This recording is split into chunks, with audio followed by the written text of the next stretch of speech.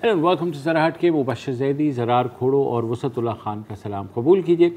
इस हुकूमत ने जो भी किया और जो नहीं भी किया वो अपनी जगह, मगर सेहत के शोबे में कुछ बेहतर ही कारकर्दगी दिखाई, चाहे वो कोविड से मुकाबला करना हो या आजकल जो सेहत कार्ड्स हैं जो पहले केपी में थे अब पंजाब में शुरू हो गए हैं और बलूचिस्तान भी जाएंगे, मगर सिंध बज़िद है कि नहीं, सिंध में सिंध जो सेहत कार्ड है उसकी ज़रूरत नहीं है क्योंकि ऑलरेडी इलाज मुफ्त होता है। बहरहाल वज़ीर आज़म इमरान खान साहब जुमे को लाहौर गए, जहां उन्होंने ये अनाउंसमेंट की कि सेहत कार्ड जो है 1 जनवरी से पंजाब में जो घर के सरबराह है उसके लिए मैसर होगा और इसके तहत वो जो है फ्री इलाज करा सकेंगे। पहले मरहले में लाहौर डिवीज़न में, जी बिल्कुल, और फिर मार्च में उम्मीद ये है कि पूरे सूबे। हाँ, खान साहब ज़ाहिर है आपको पता है जोश खिताबत में बहुत कुछ भी कह जाते हैं, तो उन्होंने कुछ ऐसा कहा जिसके कहीं भी लोगों ने गलत इंटरप्रेट किया। पहले सुनिए कि उन्होंने कहा क्या।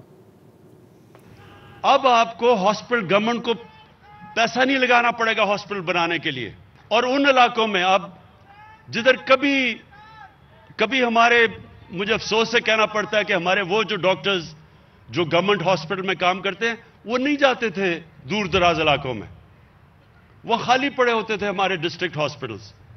अब जो डिस्ट्रिक्ट हॉस्पिटल्स जिधर गवर्नमेंट के डॉक्टर्स नहीं जाएंगे, लेकिन वहां अगर प्राइवेट सेक्टर आ गया तो हम बंद कर देंगे। अगर हॉस्पिटल, हम क्यों पैसा उस पर खर्च करें कि अगर वहां डॉक्टर्स ही नहीं जा रहे, हम प्राइवेट सेक्टर को वो देंगे, क्योंकि हमारा तो मकसद ये है कि हर पाकिस्तान के दूर दराज इलाके में एक आम आदमी को इलाज मिले, तो उसको तो मुफ्त इलाज मिलेगा हेल्थ कार्ड से। तो इसलिए सबसे बड़ा फायदा ये होगा कि एक नेटवर्क हमारा फैल जाएगा हॉस्पिटल्स का सारे पाकिस्तान में, जो अब तक हम नहीं कर सके। अच्छा, इसमें कोई शक नहीं है कि पाकिस्तान में जो रिमोट एरियाज़ हैं, ख़ुसूसन वहाँ पर जो है डॉक्टर्स जो शहरों में पढ़ते हैं वो वहाँ जाने से कतराते हैं, चाहे वो उनका आबाई इलाका ही क्यों ना हो। माजी में भी हुकूमतों ने कुछ इंसेंटिव्स दिए थे, मगर डॉक्टर्स जो हैं वो अर्बन सेंटर्स और बड़े हॉस्पिटल्स में जो है सर्विसेज। जिस बात की तरफ आपका इशारा था आगाज़ में, वो ये था कि इस पे जो रिपोर्टिंग की गई है उसमें ये तस्वर आता है कि तमाम डिस्ट्रिक्ट हेड क्वार्टर्स हॉस्पिटल्स को बंद करने का ऐलान किया गया है, और ज़ाहिर प्राइवेट सेक्टर के हवाले किया। ज़ाहिर पॉलिसी स्टेटमेंट नहीं होती, एक बयान है, लेकिन ये भी नहीं कहा गया और ये काफ़ी वाज़ेह है कि उन DHQs की बात हो रही है जो दूर दराज इलाकों में हैं और जो खाली रहते हैं क्योंकि वहाँ पर डॉक्टर हज़रात नहीं जाते। हमारे साथ सूबाई वज़ीर सेहत पंजाब की डॉक्टर यास्मीन राशिद साहिबा मौजूद हैं। डॉक्टर साहिबा, ये जो इमरान खान साहब ने कहा है, ज़ाहिर है ख़बरों में इसको एक डिफरेंट कॉन्टेक्स्ट में लिया गया, मगर क्या ये ऐसी कोई पॉलिसी बन रही है या सेहत कार्ड जो है वो उसमें तमाम ज़ाहिर है DHQs जो है वो शामिल हैं?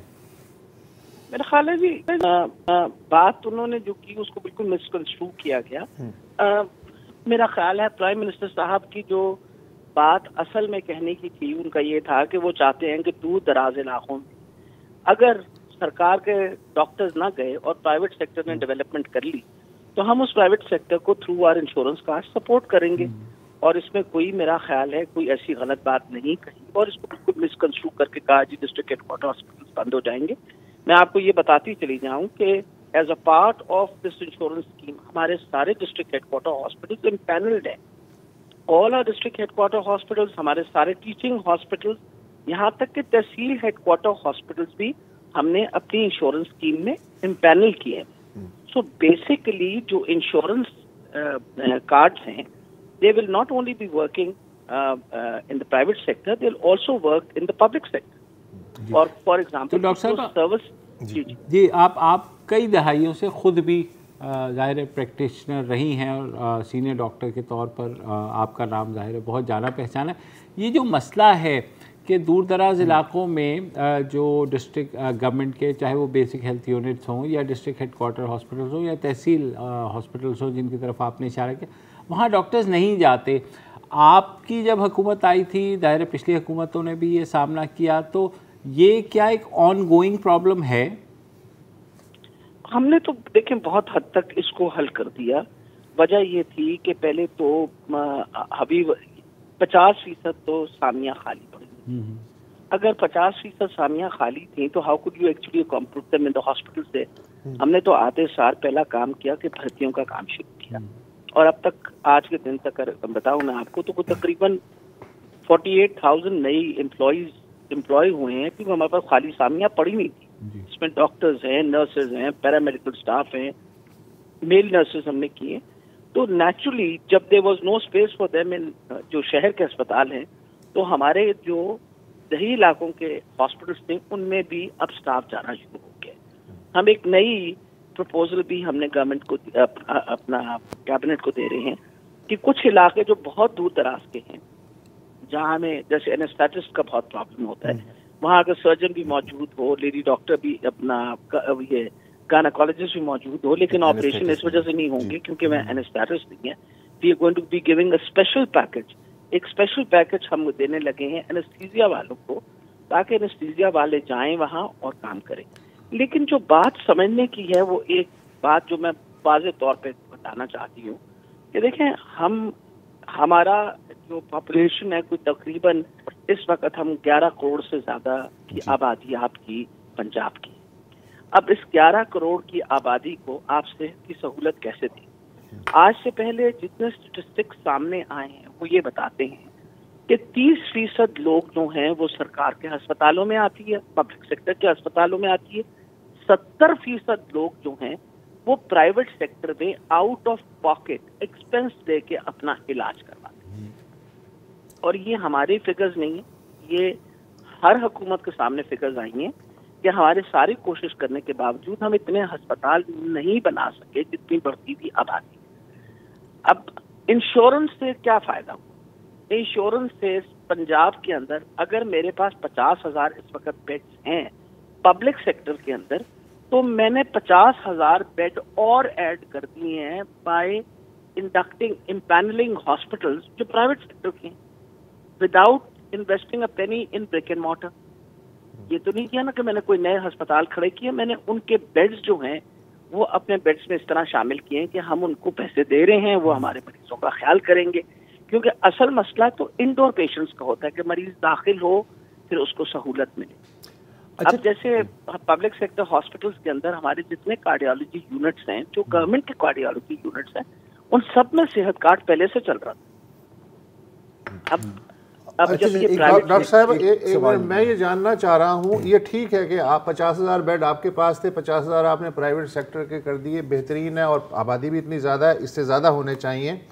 لیکن مسئلہ یہ ہے کہ کیا اس بات کو ابھی خیال رکھا گیا کہ فرض کریں کہ صحت کارڈ میں ایک فکس اماؤنٹ ہے, سے اباؤٹ 7 لاکھ روپے ایک فیملی خرچ کر سکتی ہے سال پہ.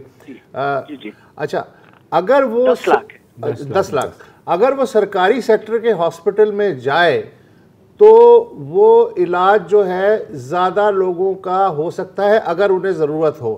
لیکن اگر وہ پرائیویٹ سیکٹر میں جائے 10 لاکھ روپے کے اماؤنٹ کے ساتھ تو وہ ایک ہی مریض پہ شاید کھینچ لیں گے.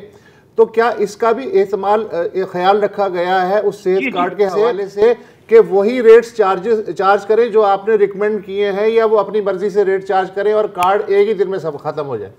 نہیں, بالکل اس طرح نہیں ہے. سارے ہاسپٹلس کو باقاعدہ گریڈنگ کی گئی ہے, یعنی گریڈ 5, 4, 3, 2, 1 اس طرح کے ہاسپٹلس. اور جو دیکھیں ہم نے تو پیسے دیے ہیں اسٹیٹ لائف انشورنس کمپنی کو, اسٹیٹ لائف آگے امپینل کر رہی ہاسپٹل, انہوں نے ان کے ساتھ نیگوشیٹ کر کے ایک سرٹن ریٹ مقرر کیا ہے. This is now between the state life and them, not between us. اب دیکھیے نا, میرا ریکرنٹ بجٹ جو ہے نا دونوں محکموں کا پورا سال کا, وہ تقریباً 240 بلین روپیز ہے, 240 ارب روپے. انشورنس میں وی آر پیئنگ اندر 130 بلین اے ایئر. ہم نے کوئی انویسٹمنٹ کسی بریک اینڈ مارٹر پہ نہیں کی.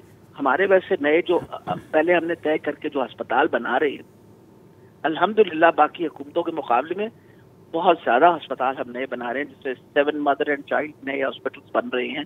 پھر گنگا رام ہاسپٹل کے ساتھ 650 bedded mother and child hospital, state of art hospital بنایا جا رہا ہے ایز اے ریفرل ہاسپٹل. پھر اس کے بعد مشتر 2 بنایا جا رہا ہے, رحیم یار خان 2. یعنی یہ تھوڑی ہے کہ پبلک سیکٹر میں خدا نخواستہ ہم نے انویسٹمنٹ نہیں کی. لیکن آپ اپنی آبادی دیکھیے اور اس سے پہلے دیکھیے اصل ایشو ڈاکٹر صاحبہ یہ نہیں ہے. ظاہر ہے کہ پبلک سیکٹر میں آپ نے بتایا ہاسپٹلز بن رہے ہیں. اصل ایشو یہ ہے کہ جو ڈاکٹر ہے وہ شہر چھوڑ کے جانا ہی نہیں چاہ رہا, چاہے آپ اس کی پوسٹنگ کریں یا نہ کریں. اور جو کمپاؤنڈر ہے پریکٹیکلی وہ اپنی جگہ کسی اور بندے کو اپنی تنخواہ میں سے حصہ دے رہا ہے تاکہ اس کی حاضری لگتی رہے. یہ میں خود دیہاتوں میں دیکھ کے آیا ہوں. کئی حکومتیں کوشش کرتے کرتے مر گئیں. کسی نے ٹوٹل پرائیویٹ پریکٹس پہ پابندی لگا دی سرکاری ڈاکٹر کی. کسی نے کہا کہ جی آپ اپنا جو 8 گھنٹے کا ٹائم ہے وہ ہاسپٹل میں دینے کے بعد اس کے بعد آزاد ہیں, آپ پرائیویٹ پریکٹس سے پیسہ کما لیں. اور کسی نے کوئی اور اسکیم دی اور آپ نے لگتا ہے کہ ہتھیار ڈال دیے کہ یار اس کا کچھ نہیں ہو سکتا سوائے اس کے کہ پرائیویٹ سیکٹر کو انڈکٹ کیا جائے. سوال یہ ہے کہ مانیٹرنگ سسٹم وہ کس پائے کا ہو اور کیسا ہو کہ اس مسئلے پہ قابو پایا جا سکے, یا کیسے پایا جا سکتا ہے؟ بھلے 30% ہی کیٹر کرتے ہیں. بات آپ کو سمجھنی پڑے گی کہ یہ آج کے دن تو نہیں انٹروڈیوس ہوا نا, بالکل. اس کو ہم اٹ ہیز بین اسٹیگرڈ. 2019 میں ہم نے شروع کیا. 30% وہ آبادی جو غربت کی سطح سے نیچے رہتی تھی ان سب کو ہم نے انشورنس کارڈز دیے اور 36 کے 36 اضلاع کے اندر دیے. پھر اس کے بعد ہم نے اس جنوری میں پچھلے سال کی جنوری میں 2021 کے جنوری میں ہم نے یہ طے کیا کہ ہم نے پورے پنجاب کو دینا ہے. اور مئی کے مہینے میں ڈی جی خان ڈویژن اور ساہیوال ڈویژن کو مکمل طور پہ یونیورسل ہیلتھ انشورنس مل گئی. اچھا we are now this is how we are going towards universal health coverage. Universal health coverage کا یہ مطلب ہے کہ انیکوٹی جس کی وجہ سے ہر انسان صحت کی سہولت لے سکے, ہم نے ان کو 10 لاکھ کا کارڈ دے دیا. اب مقصد ہے ہم نے بالکل وہ آپ نے کہا نا جان چھڑانے والی بات نہیں کہی. ہم نے وہ کام کیا ہے جو آج سے پہلے کبھی کسی حکومت نے نہیں سوچا. How to work in close collaboration public sector and private sector together. اچھا ڈاکٹر صاحب سوری پرائیویٹ سیکٹر میں آپ کو آپ کی بات کاٹنے کے لیے معذرت, ہمیں ایک وقفہ لینا ہے یہاں پر. آپ نے پرائیویٹ سیکٹر کا ذکر کیا تو ایک جو کنسرن ہے بہت لوگوں کا اور وہ ہے کہ ابھی کچھ ہسپتالوں میں لوگوں کو کافی ایکسپلائٹ بھی کیا جاتا ہے بل کے نام پر. تو ایک وقفہ لیتے ہیں تو اس کے بارے میں پوچھتے ہیں کہ کیا اس کے بارے میں کچھ سیف گارڈز ہو سکتے ہیں یا نہیں.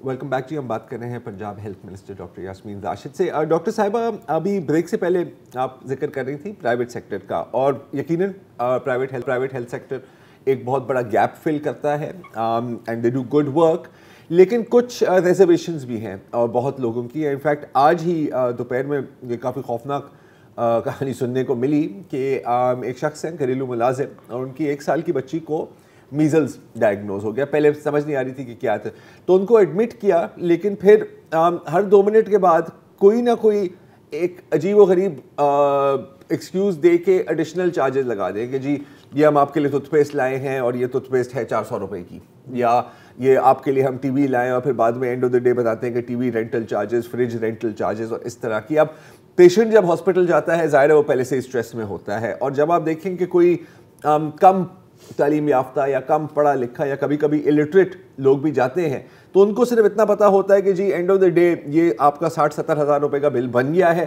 اور یہ آپ نے دینا ہی دینا ہے. تو اب یاد ہے کہ آپ کی ڈائریکٹ یہ ڈپارٹمنٹ شاید نہیں ہے یا you can deal with this, لیکن اس کے لیے کوئی سیف گارڈز ہو سکتے ہیں, اس کو کسی طرح سے ریشنلائز کیا جا سکتا ہے تاکہ پیشنٹس کو ایکسپلائٹ نہ کیا جائے. سب سے امپورٹنٹ یہ چیز ہے all those hospitals are being impaired جن کے ساتھ پہلے ریٹ انشورنس کمپنی نے طے کیے. وہ ہسپتال جو نہیں جوائن کرنا چاہتے ان کو نہیں لیتے. جو ریٹ طے ہو گئے ہیں اس کے علاوہ they can not charge anything else. They can not ask the patient to get anything from outside. یہ تو بالکل اس پہ مکمل طور پہ پابندی ہے. اور ہم دیکھیں نا پچھلے 2.5 سال سے 3 بلکہ تیسرا سال جا رہا ہے ہم مسلسل اس پہ کام کر رہے ہیں اور اب تک ہمارے پاس 97% سیٹسفیکشن لکھا ہے. ابھی میں آپ کو کل کا قصہ پرسوں کی بات بتا رہی ہوں. میرے سیکرٹری جو تھے وہ ایک پرائیویٹ ہاسپٹل جو ہمارے ساتھ اس کا الحاق ہوا امپینلنگ ہوئی ہے اس کے پاس گئے تو دسمبر کے مہینے کے اندر they have performed 500 cardiology procedures in Lahore. वरना तो हमारे पास ये सारे प्रोसीजर्स हमें those patients would have had to wait in a line, क्योंकि कार्डियोलॉजी हमारे इंस्टीट्यूट ऑफ PIC जो है वो उसमें 500 की कैपेसिटी है मरीजों की और तकरीबन 700-800 मरीज रोजाना वहाँ होते हैं, तो उनको नेचुरली आप वेटिंग लिस्ट पे देते हैं. Those 500 people have been accommodated there. और सबसे बड़ी ये बात है कि हम जब उन लोगों से पूछा मेरे सेक्रेटरी ने, तो उन्होंने कहा जी हमें तो बिल्कुल कोई एक पैसा किसी ने नहीं लिया और मेरा तो मुकम्मल ट्रीटमेंट हो गया, मुझे स्टेंट भी डाल दिए गए, I did not have any problem. हम भी बीन कॉन्स्टेंटली मॉनिटरिंग इट.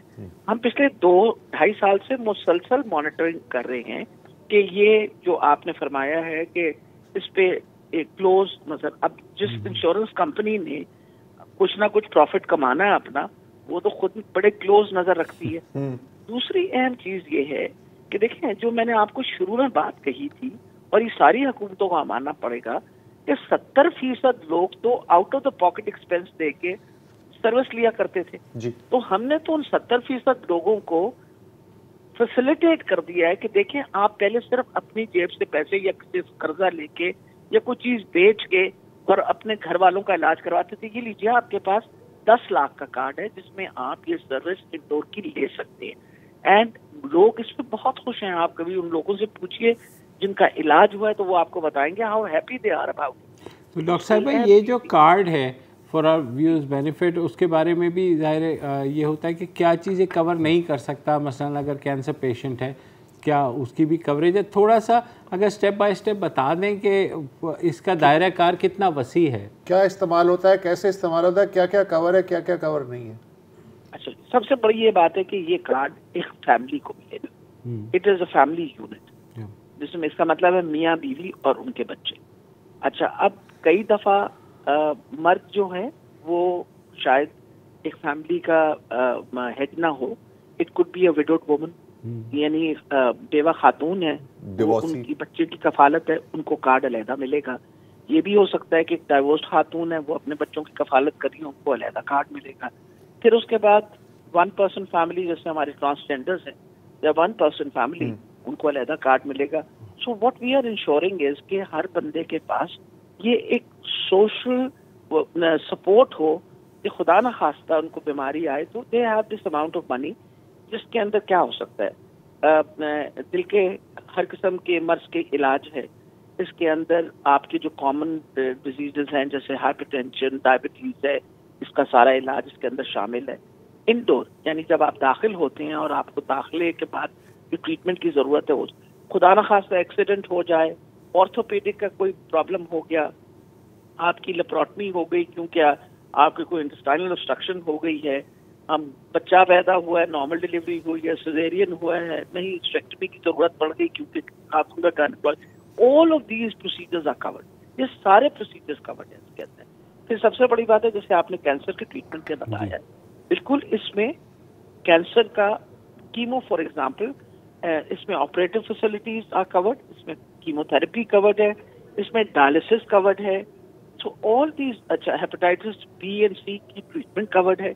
तो ये सारे वो ट्रीटमेंट जैसे जो जिनके लिए लोगों को बहुत ज्यादा पैसे खर्च करने पड़ते थे ये ट्रीटमेंट करवाने के लिए, ये सारे ट्रीटमेंट. फिर आप देखें आई के ऑपरेशन, कैटरैक्ट के लिए लोग बेचारे कितने मजबूर होते थे और 3 आई गवा बैठते थे सिर्फ इस वजह से पैसे नहीं होते थे कि जाके कैटरैक्ट का ऑपरेशन करवाएं. That is also a part of it. So there is a lot of facility which has been, मतलब सिवाय OPD के मोटी मोटी सारी चीजें कवर है. जी बिल्कुल. और आउटडोर का देखें ना, खुदा ना खास्ता ये इतने बड़े बड़े हमारे अस्पताल को हमने बंद थोड़ी कर दिए हैं. ये सारे अस्पताल खुले रहेंगे, इन सब में आउट पेशेंट डिपार्टमेंट्स जो है फ्री है. और मुझे ये भी पता है कि सम ऑफ दी प्राइवेट हॉस्पिटल, देखिए ना, आपके प्राइवेट मेडिकल कॉलेजेस के साथ बड़े बड़े 5-5, 600 बेडेड अस्पताल बने जो खाली इसलिए पड़े रहते थे कि मरीज जो था वो पैसे नहीं दे सकता था, वो प्रेफर करता था कि मैं सरकार के अस्पताल में चला जाऊँ, उन हॉस्पिटल में नहीं जाते थे. अब उन सारे अस्पतालों में मरीज जाने शुरू हो गए हैं. मैं खुद जानती हूँ 2 अस्पतालों के मालकान को जिन्होंने मुझसे बात की और उन्होंने बताया कि नाउ हमारे जो वार्ड्स में पेशेंट, वो 70% कार्ड होल्डर्स हैं जिनके पास कार्ड. ये दिस इज द टाइम जब हम 30% अपनी आबादी जो थी को हमने क्या कहते हैं कर रखा था इंश्योर। अब इंशाल्लाह सबको किया है, so everybody has a card. तो इसका मतलब है कि उनके हॉस्पिटल्स, यानी आप ये सोचिए कि 500-600 बेडेड अस्पताल कि अगर 20 बेड ही ऑक्यूपाई होते थे या 50 बेड, तो बाकी तो खाली पड़े होते थे, सिर्फ इस वजह से कि मरीज के पास पैसे नहीं थे जाने के लिए। हमने वो पैसों का बंदोबस्त कर दिया है, मरीज जाता है अपना वहाँ ऑपरेशन कराता है, डिलीवरी होनी है डिलीवरी करवाता है, जो भी करवा के, and they have all this facility there. तो डॉक्टर साहब एक टोटली आपने देखा सिंध बहुत रिलक्टेंट है ये कार्ड इशू करने में। उनका ये कहना है कि क्योंकि सिंध में मुफ्त इलाज ऑलरेडी हो रहा है और बहुत कामयाबी से हो रहा है, कुछ SIUT है for that matter, Indus hospital है, चैरिटी है, गवर्नमेंट का लिवर ट्रांसप्लांट है, बर्न यूनिट है, देन साइबर नाइफ ट्रीटमेंट्स हैं, ये सब की सब फ्री हो रही हैं। Peoples primary health care. Sorry just a second, मकसद ये है इंडस हॉस्पिटल हमारे पास भी यहाँ काम कर रहे हैं, they are all paid money by the government to look after patients. कोई मुफ्त काम नहीं करता। मेरे सरकार का अस्पताल जो है ना, उस पर भी पैसे खर्च होते, मुफ्त तो कोई भी नहीं काम करता ना। इम्पोर्टेंट ये है कि मैं आपको जो फिगर दे रही हूँ, अगर सिंध वाले कह दे कि जो फिगर मैं दे रही हूँ ये गलत है, तो मैं फिर गुनाहगार हो सकती हूँ। 30% आबादी पब्लिक सेक्टर फैसिलिटी लेती है।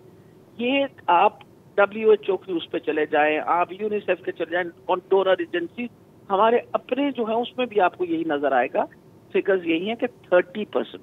तो सरकार का अस्पताल तो पंजाब के अंदर भी सारे फ्री हैं, और सिंध के मुकाबले में बहुत ज्यादा अस्पताल है हमारे पास, दे आर ऑल फ्री। और वो फ्री फैसिलिटीज तो हम कहीं भी नहीं लेके जा रहे, दे आर देयर, और लोगों के लिए वो फ्री फैसिलिटीज मौजूद होंगी।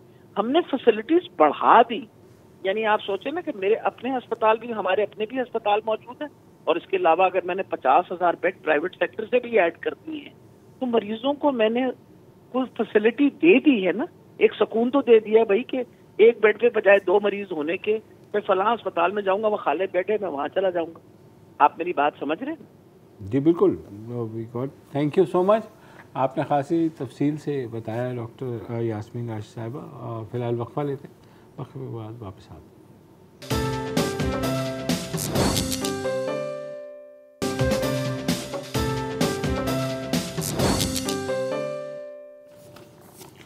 Welcome back. और पाकिस्तान की जो सुपीरियर जुडिशरी है, यानी अदालत उज़्मा और अदालत आलिया, यानी सुप्रीम कोर्ट और हाई कोर्ट्स, उसमें जजेस की अपॉइंटमेंट का जो तरीक़ाकार है वो गुज़िश्ता चंद दहाइयों में एक मरबूत शक्ल तो इख्तियार कर गया है, मगर ये सवाल कि क्या सीनियरिटी प्रिंसिपल लागू होता है या नहीं, ये अभी तक वजह अनाद बना हुआ है। और गुज़िश्ता कुछ बरसों में तो हमने देखा कि खासा इस पर तनाज़ा हो जाता है। कहा तो ये जाता है कि बार और बेंच जो हैं एक ही गाड़ी के 2 पहिए हैं, मगर ये दोनों पहिए मुखालिफ सिमत की तरफ चलने लगे हैं, जिसकी वजह हालिया जो तनाज़ा खड़ा हुआ वो हुआ है लाहौर हाई कोर्ट की जज हैं जस्टिस आयशा मलिक, जो कि सीनियरिटी के उसमें 5वें नंबर पर हैं, चौथे नंबर पर हैं। और उनकी एलिवेशन के लिए जुडिशल कमीशन ऑफ पाकिस्तान, जो कि एक बॉडी बनी 2010 में, जिसकी सरबराही चीफ जस्टिस करते हैं, और उसमें हाई कोर्ट के जजेस भी चीफ जस्टिस भी होते, जो एक तरीक़ाकार मुतय्यन करते हैं कि किस जज को एलिवेट करना है हाई कोर्ट से सुप्रीम कोर्ट तक। जब इनकी तकर्री का मामला आया सुप्रीम कोर्ट में, तो गुज़िश्ता साल सितंबर में, तो उस पर भी बार एसोसिएशंस का ये कहना था कि ये तकर्री जो है ये बेसिकली सुपरसीड किया जा रहा है जो लाहौर हाई कोर्ट के चीफ जस्टिस हैं उनको, और जस्टिस आयशा मलिक को सीनियरिटी प्रिंसिपल के तहत ही एलिवेट करना चाहिए।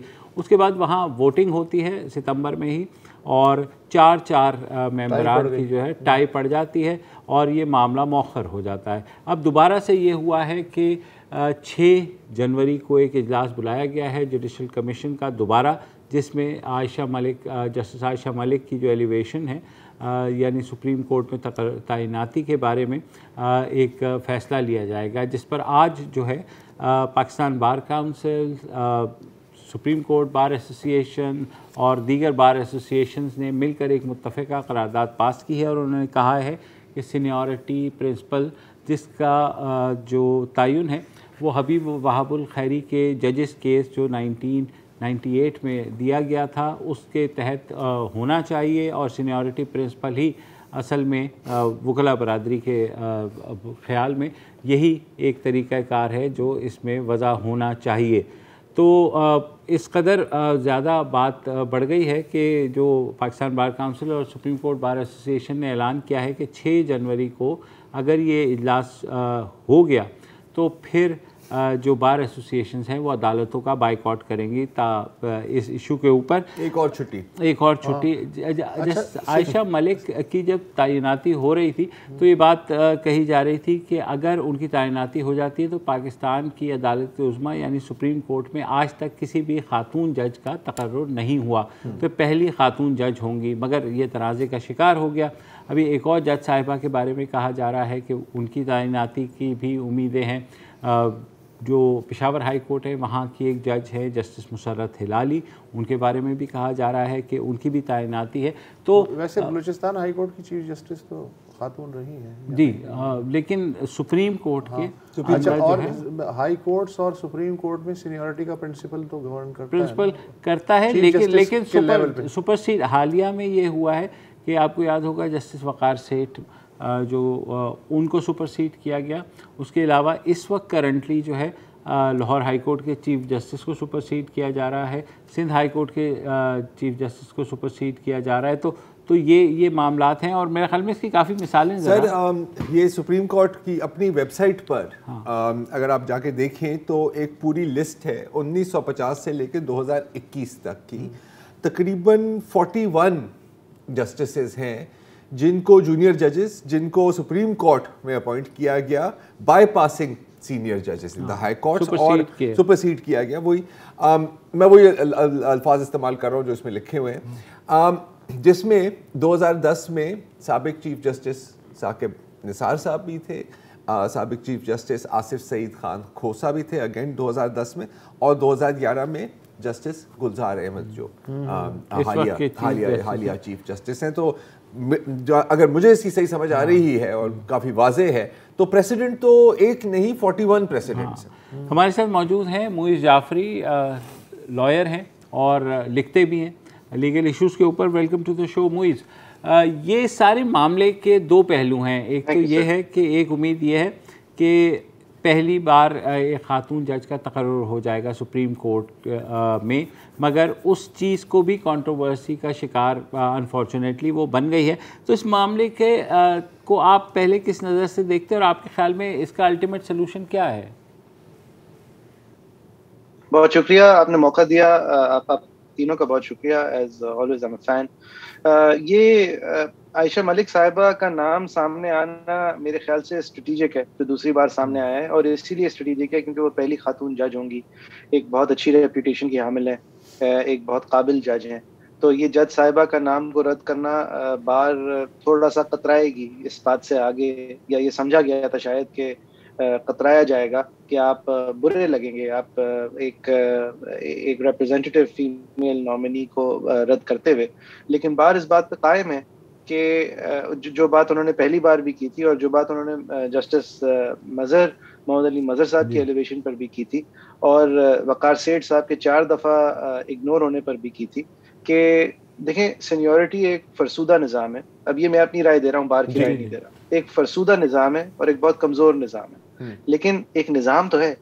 یہ آربیٹریرینس تو کوئی نظام نہیں کہ جس کے اندر آپ بیسکلی آپ کی منمانی ہے یا آپ کی ایک کمیشن ہے، اس کمیشن کے اندر اوور ریپرزنٹیشن جو ہے وہ سینئر جج صاحبان کی خود کی ہے، اس کے اندر لیگل ریپرزنٹیشن بہت کم ہے، بار کی ریپرزنٹیشن ایک فرد کی ہے، حکومت وقت کی ریپرزنٹیشن ہے، اٹارنی جنرل کی ریپرزنٹیشن ہے، اور سابق جج صاحب کی ریپرزنٹیشن ہے، یعنی کہ وہ جج صاحبان ہی فیصلہ کر رہے ہیں کہ کون ان کے ساتھ آ کے بیٹھنے والا ہے، اور ایک بالکل انسولیٹڈ پروسیس ہے۔ تو اس پروسیس کے اندر، اور اس کے اوپر مجھ سے بہت سینئر وکلاء نے کامنٹ کیا ہے، میرا تو مختصر سا تجربہ ہے کہ دیکھیں، اگر آپ پوری زندگی کا کام ایک جج کا ہوتا ہے کہ وہ حکومت کو سکھائے کہ آپ اپنے ڈسکریشن کو سٹرکچر کریں، خدا کی دی ہوئی طاقت کوئی چیز نہیں ہوتی، اس خدائی طریقے سے کام کرنا کوئی طریقہ نہیں ہوتا۔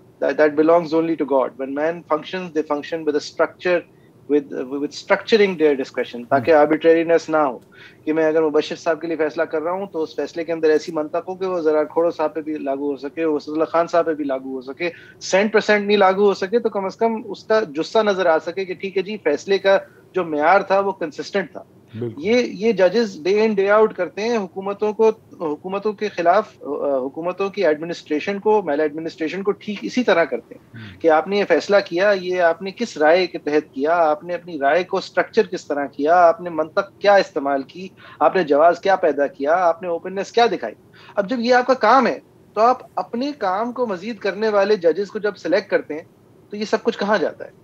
لہٰذا جو کراچی جو سندھ ہائی کورٹ بار کی بات رہی ہے وہ یہ رہی ہے کہ دیکھیں سینیورٹی جیسی بھی ہے اس کو رہنے دیں جب تک کہ آپ کوئی بہتر معیار نہ طے کر پائیں. وہ معیار طے کریں لیکن کوئی معیار ہو جس کا اعلان ہو کہ 10 رپورٹڈ ججمنٹس پر منتھ ہوں, یا پھر پبلش پیریوڈیکلز ہوں, یا پیئر ریویوز بہتر ہوں, یا جو بھی ہوں. آئی ایم ناٹ سیئنگ آسان ہے یہ کرنا یا مشکل, لیکن اپنے ڈسکشن کو سٹرکچر کریں. یہ آپ کی من مانی نہیں ہو سکتی کہ جی یہ مظہر صاحب کو لے جاتے ہیں, یا اب عائشہ ملک صاحبہ کو لے جاتے ہیں, یا یہ وقار سیٹھ کی مجھے شکل نہیں پسند, یا اس کی ججمنٹ جو ہیں وہ خامخواہی کی بڑے مسئلے کی ہوتی ہیں. یہ جو ایشوز ہیں یہ ایک انسولیٹڈ ادارے کو مزید انسولیشن دیتی ہیں, اور وہ لوگوں سے ایک جنریشنل ڈفرینس ویسا ہی ہوتا ہے کیونکہ you are in your late 60s.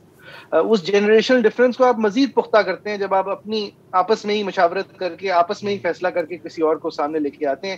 اور دیکھیں بار نے جو کہا ہے نا, وہ صرف یہ نہیں کہا کہ آپ 175A یعنی کہ سلیکشن کے پروسیس کو ٹھیک کریں, انہوں نے 209 کو بھی ٹھیک کرنے کو کہا ہے, جس کے اندر جب آپ ثاقب نثار صاحب کے خلاف مسوجنسٹک باتیں کرنے کے خلاف ویمنز لائرز فورم اٹھتی ہے اور جاتی ہے اور کہتی ہے کہ یہ good speech should be the length of a woman skirt type باتیں جب یہ کرتے ہیں تو یہ امبیرس کرتے ہیں ہر عورت کو, تو وہ ان کے خلاف جو ریفرنس ہوتی ہے وہ پینڈنگ رہتی ہے جب تک کہ وہ ریٹائر ہو جاتے ہیں, اور پھر ریفرنس جو ہے وہ کیونکہ ریٹائر ہو گئے تھے تو انفیکچوس ہو جاتی ہے. تو 209 کو بھی اور 175A کو بھی ریفارم ہونا اشد ضروری ہے. ایک ڈسکریشن کے اندر اسٹرکچر آنا اشد ضروری ہے. وہ اسٹرکچر کس طرح آئے گا وہ آپ مجھ سے بہتر اور مجھ سے زیادہ بڑے اور زیادہ سینئر وکلاء سے پوچھیں, لیکن یہ نہیں ہو سکتا کہ آپ کی مرضی ہو, قاضی فائز عزت کے خلاف ریفرنس آئے تو فوراً سنو, ثاقب نثار صاحب کے خلاف ریفرنس آئے تو دیکھیں جی بعد میں دیکھیں گے, اور وقار سیٹھ صاحب کی باری آئے تو سینیورٹی گئی ڈسٹبن میں, اور جب آپ کے پسندیدہ لوگوں کی باری آئے تو سینیورٹی بالکل زبردست ہے. دیکھیں یہ معاملہ عائشہ ملک صاحبہ کا نہیں ہے, شی از اے گریٹ جج, اور یہ معاملہ ان سے پہلے بھی لوگ جو سینیورٹی کو ڈیفیٹ کرتے ہوئے سامنے آئے ان کا بھی نہیں ہے, وہ بھی سب بہت لائق جج ہوں گے. اور یہ سلمان اکرم راجہ صاحب اور جو لاہور کے اندر سے فیصل نقوی صاحب جو آوازیں آئی ہیں کہ سینیورٹی جو ہے وہ ایک کنویئر بیلٹ بنا دیتی ہے ججز کی, اور کنویئر بیلٹ سامان لانے کے لیے قابل ہوتی ہے, انصاف دینے کے قابل نہیں ہوتی. میں اس بات کا قائل ہوں. موہت یہاں ایک چھوٹا وقفہ لینا, بہت انٹرسٹنگ ہے. بہت سے آرگیومنٹس اس بارے میں دیے جاتے ہیں, parliamentary committee, oversight committee کا بھی ذکر ہوتا ہے جو کہ ایک دفعہ کوشش کی گئی. ایک وقفہ لیتے ہیں.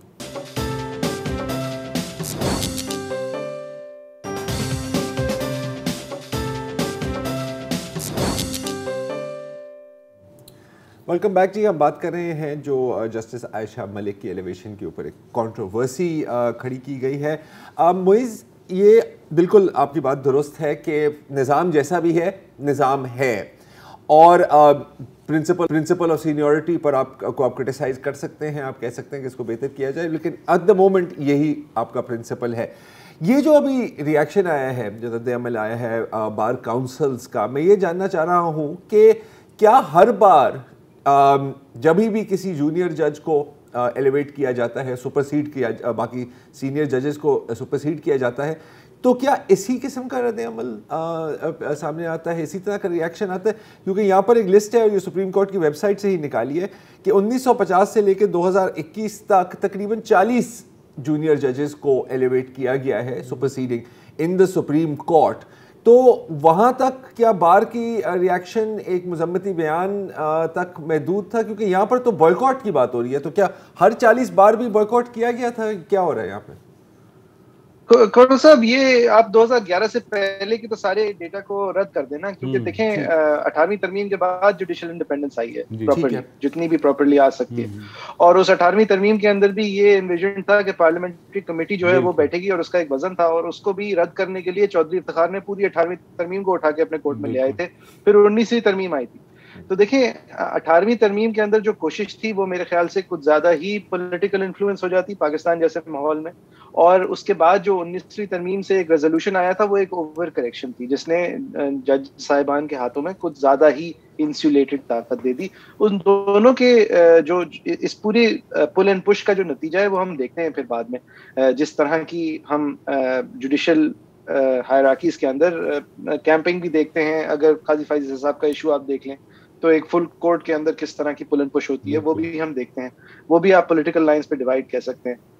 دیکھیں مجھے ایشو, آپ اپوائنٹمنٹ کا ایشو ایک طرف کر دیں, اگر آپ ججز کو ہٹانے کا طریقہ آسان کر دیں, اس کو اگر کسی منطق کے تحت تابع کر دیں, اس کو اگر کسی طریقے سے کلیئر کر دیں, تو یہ سارے مسئلے جو ہے نا یہ ذرا کم ہو جائیں گے. مسئلہ یہ ہے کہ آپ کنویئر بیلٹ بنا دیتے ہیں, اس کے اوپر آپ ایک بیگ سے یعنی ایک جج صاحب دوسرے جج صاحب کو پھلانگ تو سکتے ہیں, لیکن مجال ہے جو آپ ان کو ہٹا دیں.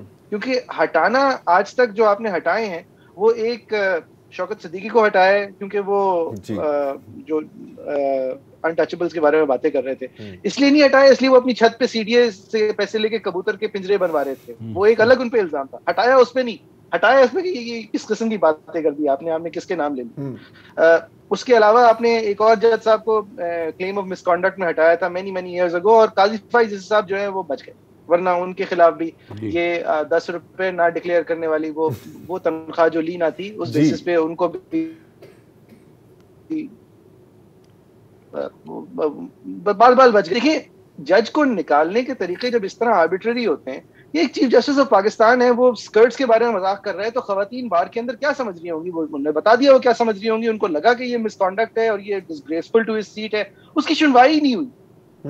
تو جب اتنا آربیٹری ہوگا نکالنا اور اتنا آربیٹری ہوگا لگانا, تو پھر آپ کی جب بات سنی جائے گی نا کہ جی یہ بلڈنگ ہے یہ آدھی جو ہے سروس روڈ پہ آ رہی ہے, اس کو گرا دو کیونکہ اس کے یہ آربیٹریلی بنائی گئی ہے, تو آپ کس فاؤنڈیشن پہ کھڑے ہو کے یہ بات کر رہے ہیں.